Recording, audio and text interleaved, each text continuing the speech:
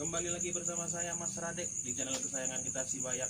Pada malam hari ini saya masih ditemenin oleh sahabat saya Bang Edi Calvin Purba. Selamat malam Bang Edi Calvin Purba. Selamat malam, Bang. Apa kabarnya Bang Edi Calvin? Lama kita tak bersua, tidak mengupload video-video kita Bang Edi Calvin. Ya, Purba. udah lama ini udah nggak kita membuat video atau membuat konten, Bang. Kira-kira apa gerangan kita kok? Kita gitu nggak ada membuat konten gitu ya kok. Iya, Bang. Apa gara-gara pengaruh yang namanya anak hilang diangkat Bang Edi Calvin?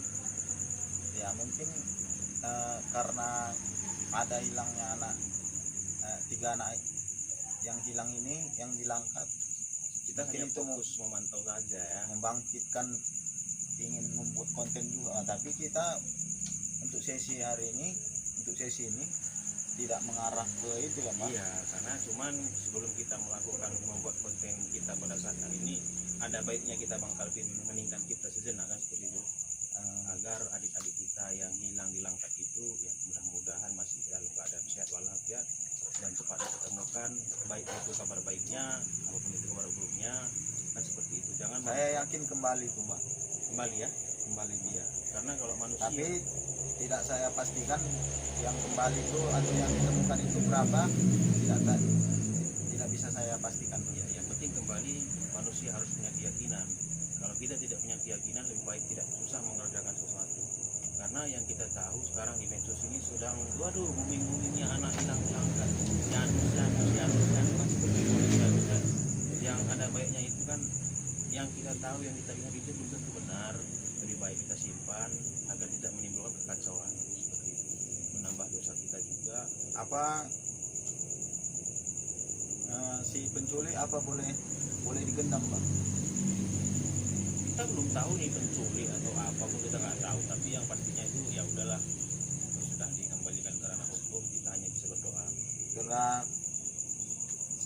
sepenuhnya urusan kepolisian ya, Bang. ya. Kita kan bisa berdoa, kalau itu kita berdoa sebentar boleh Bang Calvin? Iya. Untuk adik-adik kita yang hilang dilangkat kan seperti itu kan. Yuk Bang Calvin, kita berdoa dulu kan.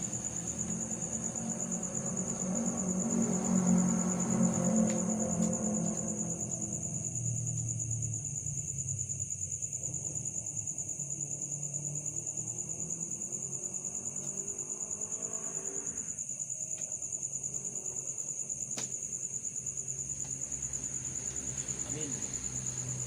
Amin, Bang. Ya, semoga adik-adik kita yang hilang 3 orang dilangkat ditemukan secepatnya, dapat berkumpul. Kami berharap mereka kembali. Ya, jadi Bang Edi Calvin Purba, pada malam hari ini apa yang kita bisa share? Kita kira-kira memberikan edukasi kepada teman-teman kita. Kita ini bukan orang sakti, kita Iya, Bang. bukan orang pintar, tapi kita memiliki pengetahuan yang pernah kita dapat, Pengalaman juga ya, ya, Bang. pengalaman perjalanan hidup kita selama ini gitu kan. Begitu Bang Edi Calvin. Ya, pengalaman perjalanan selama ini sampai sekarang mungkin ada yang bisa dibagi kembali, Bang. Nah, cara membuka mata batin Di bagian 2 ya. bagian 2, Bang. Nah, Ini di bagian 2 kita sudah membuat bagian satunya, Bang. ya, jadi sebelum kita melanjutkan untuk membuka mata batin di bagian kedua, alangkah baiknya sahabat-sahabat itu membuka channel kita si Bayak. Jangan lupa subscribe, like, komen, dan share agar kita masih tetap dapat memberikan edukasi atau pengetahuan yang sedikit, mana tahu bermanfaat kepada sahabat-sahabat saudara semua. Jadi mata batin ini adalah ingin melihat apa kita bilangnya, seperti makhluk astral ya.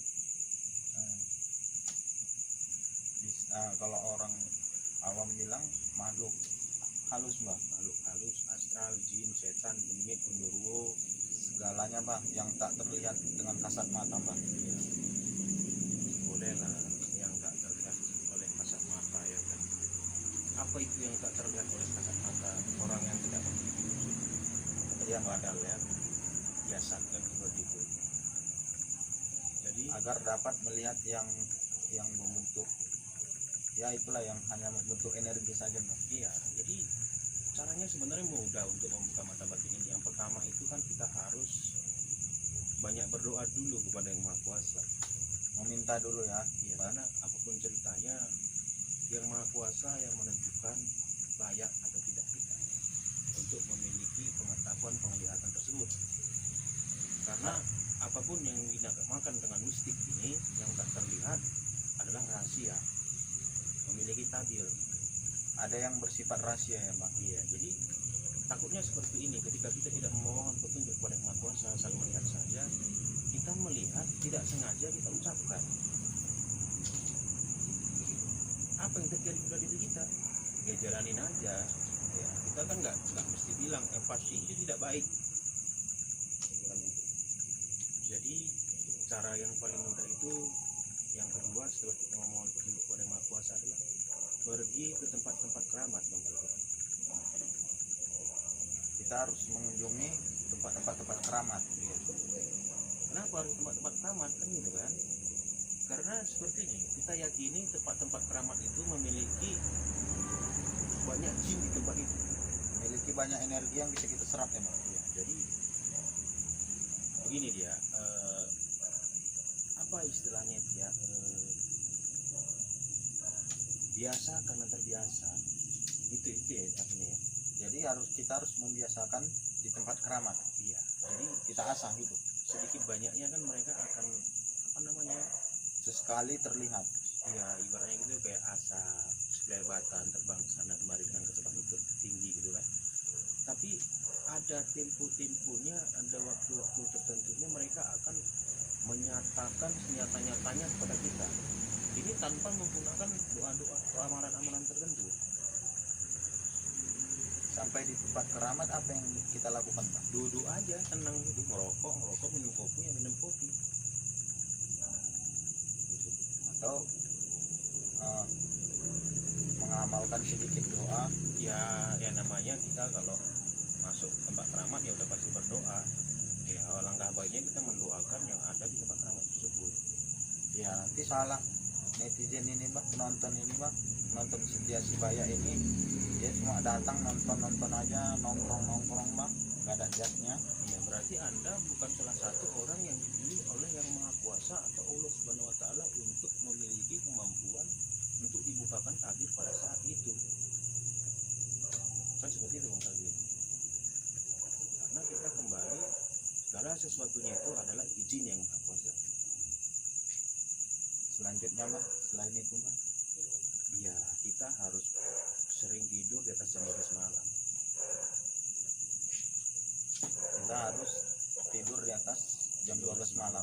Iya, perbanyaklah itu meditasi atau berzikir, ya zikir-zikir tertentu kan gitu kan. Apapun yang namanya dilakukan di atas jam 12 malam itu biasanya itu dapat membuka mata batin kita. Karena kita lebih sensitif, lebih bisa mendengarkan apa yang ada di sekitar kita, seperti itu. Yang terasa untuk kita, apa yang terasa itu Bang?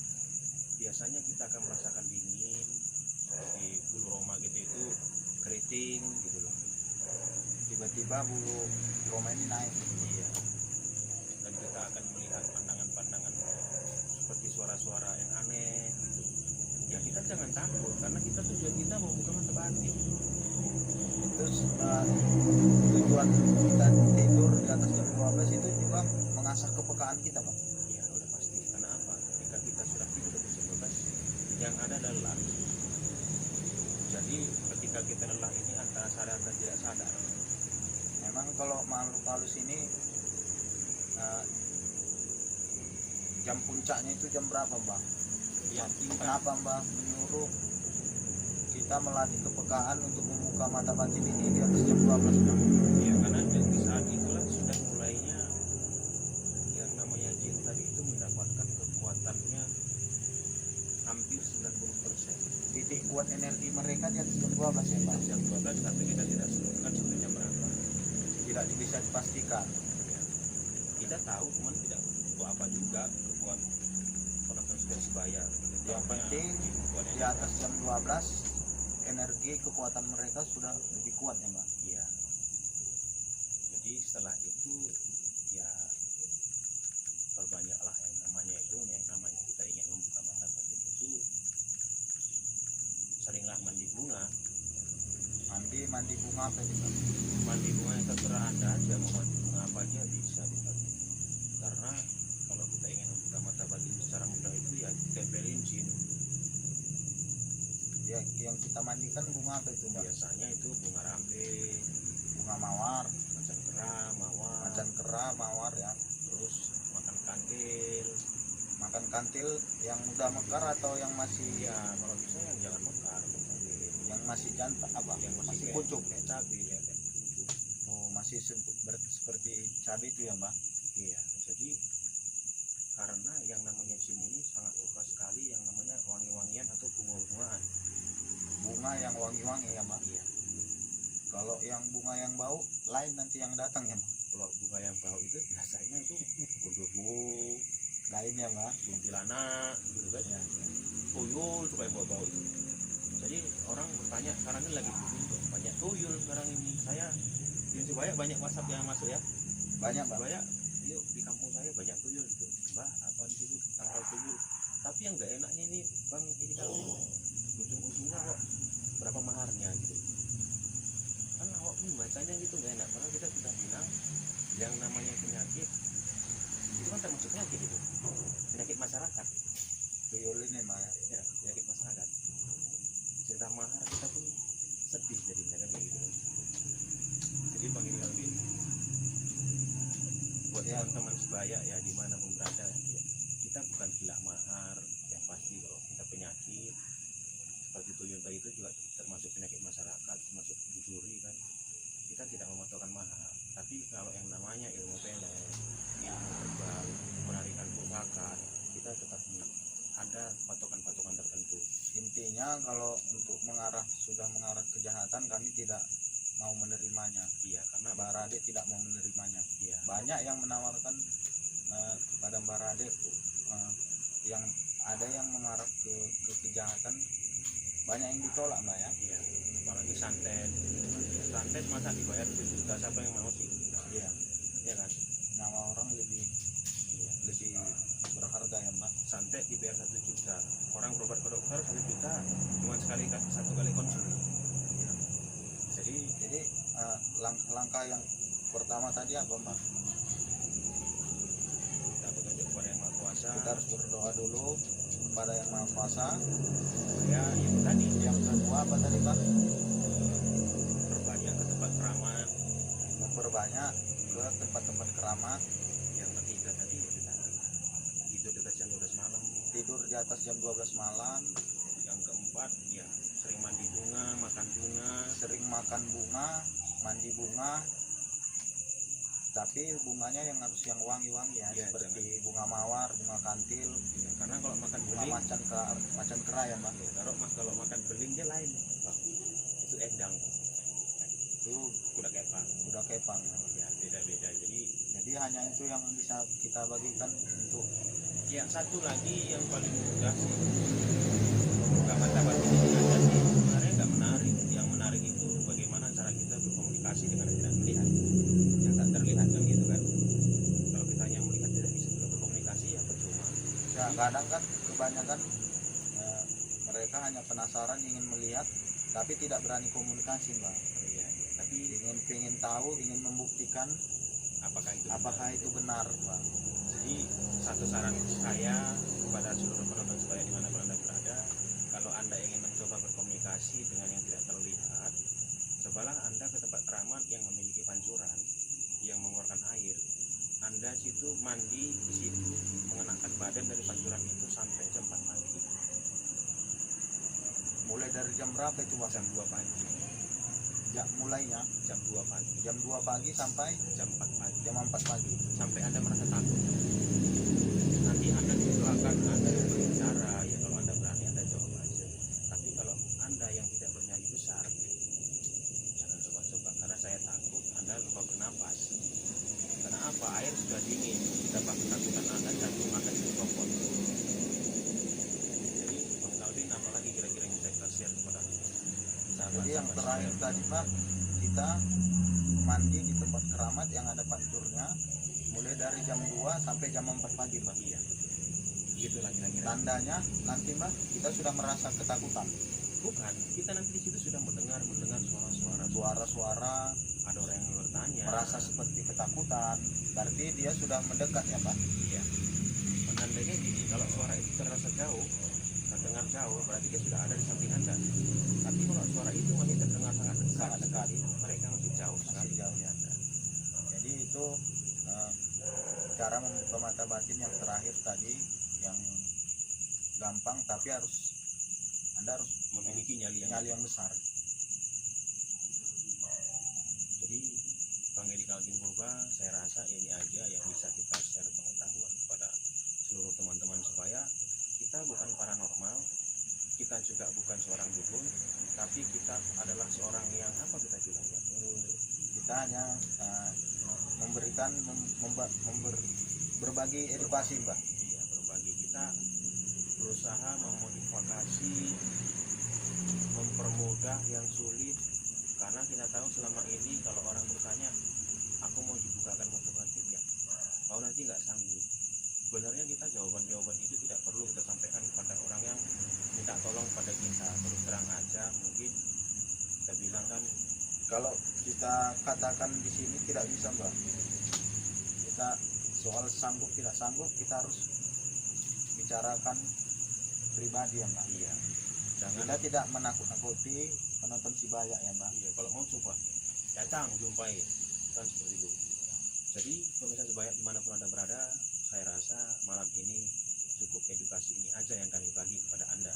Iya Mbak. Kami berdoa seluruh kru Sebayak, saya, Mas Radek dan Bang Edi Kalkin Purba, berdoa agar seluruh pemirsa setia Sebayak selalu dilindungi dan dirahmati oleh Allah Subhanahu wa taala, Tuhan yang Maha Kuasa, diberikan rezeki yang berlimpah-limpah, agar seluruh pemirsa Sebayak dimanapun berada dapat berbagi kepada saudara-saudara kita yang tidak mampu. Sosok hamba saya, Mbak. Jadi pemirsa Sebayak dimanapun Anda berada, kami minta memohon bantu channel Sebayak ini agar tetap dapat memberikan edukasi-edukasi yang baik kepada seluruh pecinta Sebayak dimanapun Anda berada, dengan cara subscribe, like, komen, dan share, agar kita tetap dapat berjumpa kembali di episode-episode berikutnya ya Mas. Jadi salam dari saya Mas Radek, Saya Edi Kalkin, maju-maju. maju-maju.